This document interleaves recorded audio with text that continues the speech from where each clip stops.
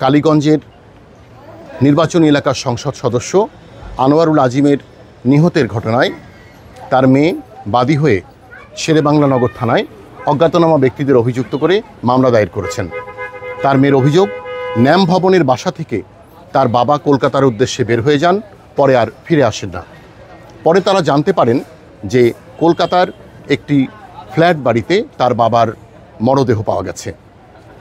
কে বা কারা তাকে হত্যা করেছে এমন কারোর নাম উল্লেখ না করলেও অজ্ঞাতনামা ব্যক্তিদের অভিযুক্ত করে এই মামলা দায়ের করেছেন তিনি, এবং তদন্ত করে দোষীদের খুঁজে বের করে তাদেরকে বিচারের মুখোমুখি করার আহ্বান নিহত সংসদ সদস্য কন্যার।